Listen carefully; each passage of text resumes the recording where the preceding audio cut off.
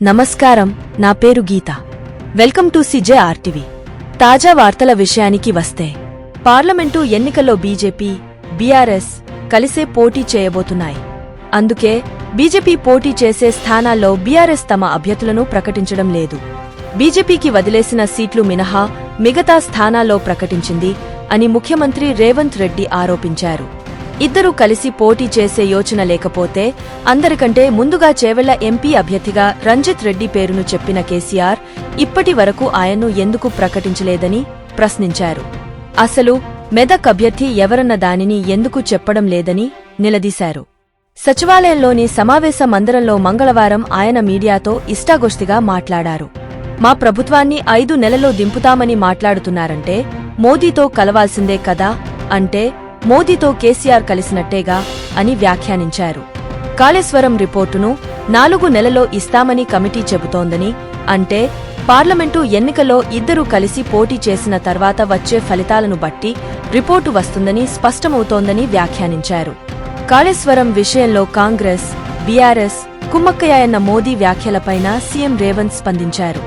కాళేశ్వరం విషయంలో ఇప్పటికే అధికారులను సస్పెండ్ చేశామని, సిట్టింగ్ జడ్జితో విచారణ చేయాలని కోరితే కోర్టు రిటైర్డ్ జడ్జిని ఇస్తామని చెప్పిందని తెలిపారు. బాధ్యులపై క్రమంగా చర్యలుంటాయని, ఒకేసారి నిర్ణయం తీసుకోవడానికి తాను కేసీఆర్లా 80,000 పుస్తకాలు చదవలేదని, మోదీలా విశ్వగురువుని కాదని ఎద్దేవా చేశారు. రాష్ట్రాభివృద్ధి, పలు ప్రాజెక్టుల అంశాలకు సంబంధించి ప్రధానమంత్రికి కేసీఆర్లా చెవిలో చెప్పలేదని, బహిరంగంగానే చెప్పానని అన్నారు. రాష్ట్ర ముఖ్యమంత్రిని అనాథల నుంచి ప్రజాప్రతినిధుల వరకు ఎవరైనా కలవవచ్చని సీఎం రేవంత్ స్పష్టం చేశారు. సీఎంను ఎమ్మెల్యేలు కలిస్తే తప్పేంటని ప్రశ్నించారు. ఒక సీఎంను ప్రజాప్రతినిధులు స్వేచ్ఛగా కలిసే పరిస్థితి 10 ఏళ్లలో లేకుండా పోయిందని తప్పుబట్టారు. కేసీఆర్ తన విద్యార్హతల విషయంలోనూ పార్లమెంటుకు తప్పుడు పత్రాలను సమర్పించారని తెలిపారు.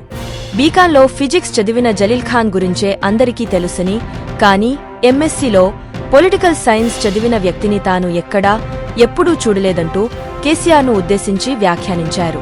కేసీఆర్ నోరు తెరిస్తే అబద్ధాలే చెబుతాడని విమర్శించారు. తన ఇల్లే తనకు క్యాంప్ ఆఫీస్ అని చెప్పారు. 7-8 తేదీల్లో కాంగ్రెస్ అభ్యర్థుల తొలి జాబితా విడుదలయ్యే అవకాశం ఉందని, అభ్యర్థులను కేంద్ర పార్టీ నిర్ణయిస్తుందని వెల్లడించారు. తమ అన్నదమ్ముల్లో ఎవరూ లోక్సభ ఎన్నికల్లో పోటీ చేయడం లేదని, తాను కూడా ప్రోత్సహించడం లేదని స్పష్టం చేశారు.